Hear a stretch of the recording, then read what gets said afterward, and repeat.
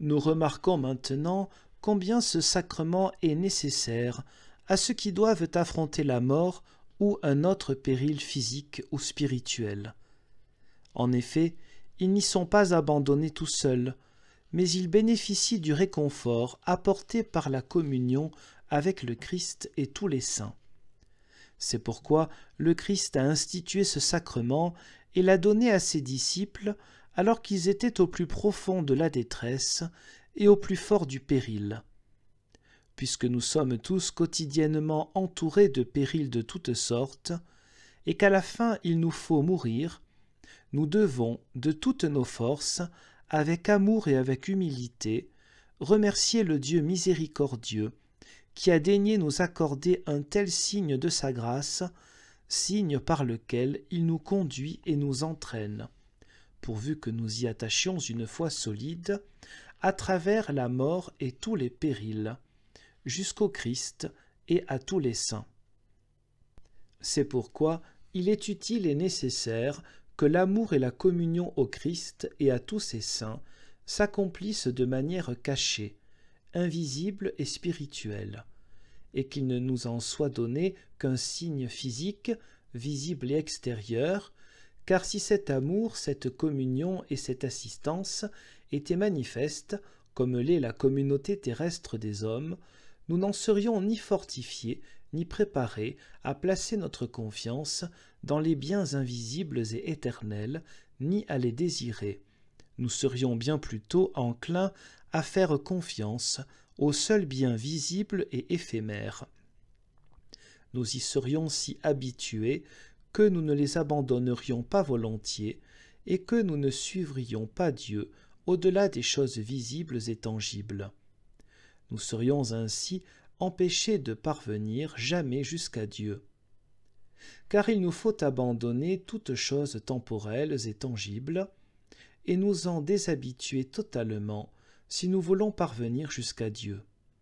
C'est pourquoi la messe et ce sacrement constituent un signe qui nous permet de nous entraîner à renoncer à tout amour, à toute aide et à tout réconfort visible, et à miser sur l'amour, l'aide et le réconfort invisible du Christ et de ses saints. Car la mort enlève tout ce qui est visible et nous sépare des hommes et des choses temporelles. Il nous faut, pour lutter contre elle, l'assistance de l'invisible et de l'éternel, et celle-ci nous est offerte dans ce sacrement au signe, pour que nous y restions attachés par la foi, jusqu'à ce que nous l'obtenions également de manière sensible et manifeste. Le sacrement est donc pour nous le gué, le pont, la porte, le bateau et la litière par lesquels et grâce auxquels nous passons de ce monde-ci dans la vie éternelle. C'est pourquoi tout dépend de notre foi. Car celui qui ne croit pas est semblable à un homme qui doit traverser l'eau et qui est si désemparé qu'il n'ose se fier au bateau.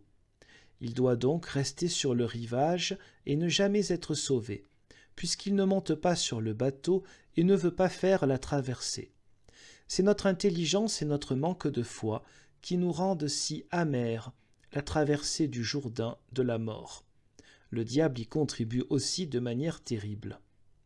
Cela a été préfiguré autrefois dans Josué, chapitre 3, versets 7 à 17, lorsque les enfants d'Israël traversèrent la mer Rouge à pied sec. C'était la préfiguration du baptême. Ils traversèrent de même le Jourdain, mais les prêtres se tenaient debout dans le Jourdain avec l'arche, et les eaux en aval s'écoulèrent alors que celles qui étaient en amont s'élevèrent comme une montagne. Et c'est ce sacrement qui est préfiguré. Les prêtres portent l'arche, debout au milieu du Jourdain, quand ils prêchent et nous donnent ce sacrement, c'est-à-dire le Christ et la communion de tous les saints, au moment de la mort ou d'un autre péril. Si alors nous croyons, les eaux qui sont en aval s'écoulent, c'est-à-dire que les choses visibles et temporelles ne nous font rien, mais fuient loin de nous. Mais celles qui sont en amont se dressent bien haut.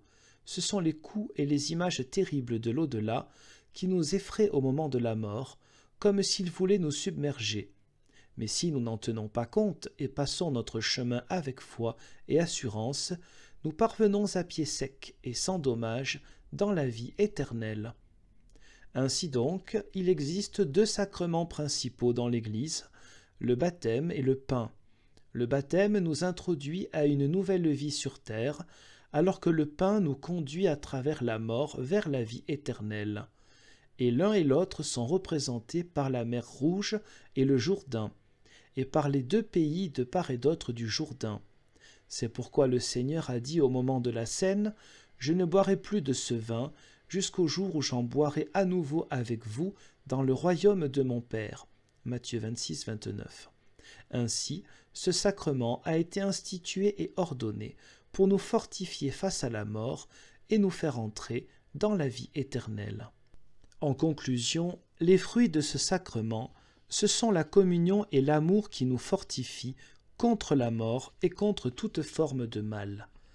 De sorte que la communion est double. D'une part, nous profitons de la communion au Christ et à tous les saints. D'autre part, nous acceptons la communion de tous les chrétiens avec nous. Profitant de nos forces respectives, de la sorte, ce sacrement extirpe chez nous et chez les autres l'amour égoïste, et le remplace par l'amour altruiste pour tous les hommes. La transformation opérée par cet amour fait de nous un seul pain, un seul breuvage, un seul corps, une seule communauté. Telle est la véritable unité fraternelle et chrétienne. C'est pourquoi nous allons voir maintenant dans quelle mesure les confréries, qui sont si nombreuses et florissantes de nos jours, sont comparables et compatibles avec cette unité.